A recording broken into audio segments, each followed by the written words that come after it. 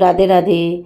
आज मैं आपको वट सावित्री व्रत की पूजा और विधि बताने जा रही हूँ और कथा भी सुनाने जा रही हूँ। ज्येष्ठ मास की कृष्ण पक्ष की अमावस्या तिथि को वट सावित्री का व्रत किया जाता है। इस व्रत में सत्यवान सावित्री और यमराज की पूजा की जाती है।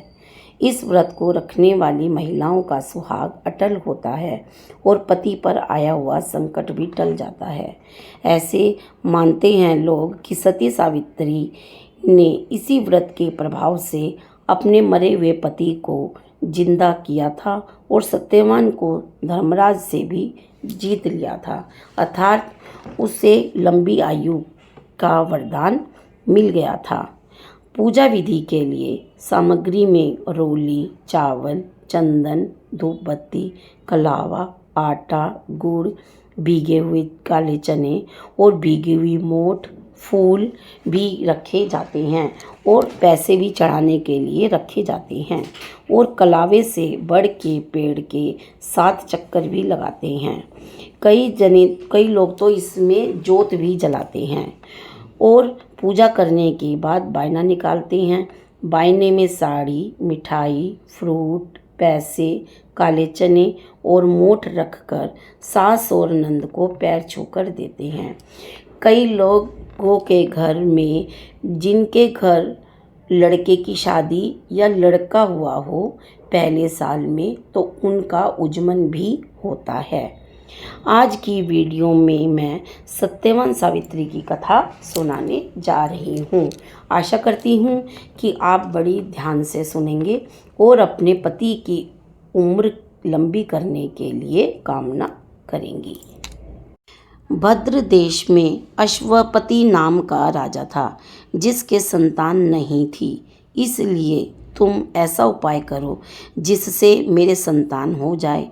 पंडित बोले, संतान तो तुम्हारे एक लड़की लिखी है, तो 12 वर्ष की आयु में विधवा हो जाएगी। राजा ने कहा, क्या मेरा नाम नहीं रहेगा?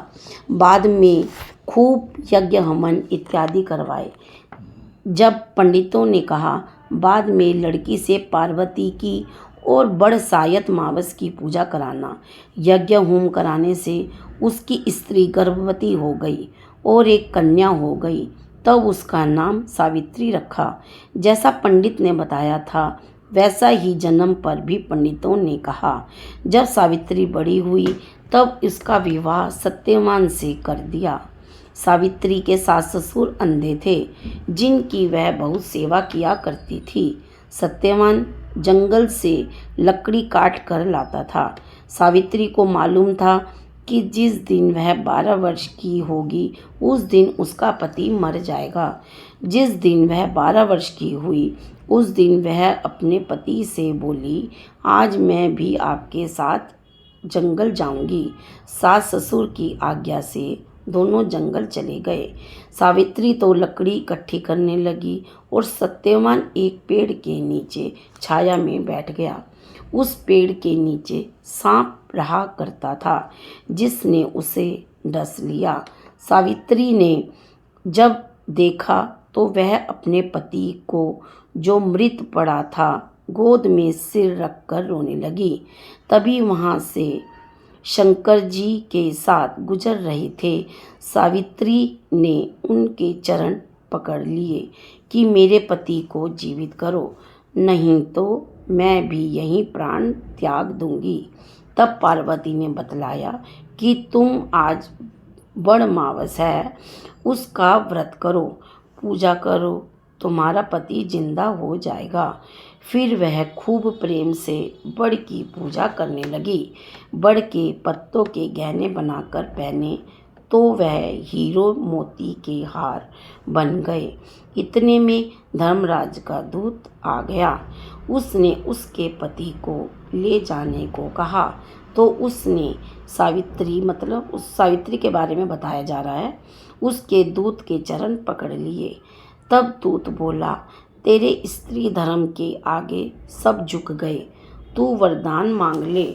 तब सावित्री ने वरदान मांगा, मेरे माता पिता के कोई औलाद नहीं है, उन्हें पुत्र रत्न दे। तब धर्मराज जी के दूत ने हाँ कर दी। फिर उसने कहा, मेरे सत्यवान से 100 पुत्र हो जावें। तब उसने हाँ भर दी। अब जब उसके पति को ले जाना चाहा तो वह बोली, जब पति ही न होगा तो औलाद कैसे आएगी। फिर धर्मराज ने कहा, बेटी, मेरा सुहाग तो नहीं था, परंतु तूने माँ पार्वती की पूजा की व बरसायत मावस का व्रत किया है, जिस कारण तुझे औलाद व पति का दोनों का सुख मिलेगा।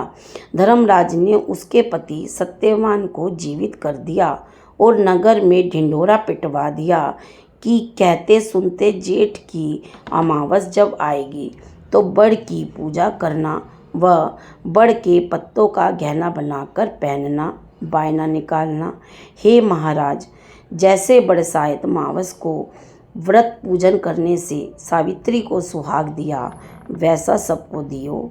जो कोई इस कहानी को कहता सुनता है, उसकी सभी मनोकामनाएं पूर्ण होती हैं।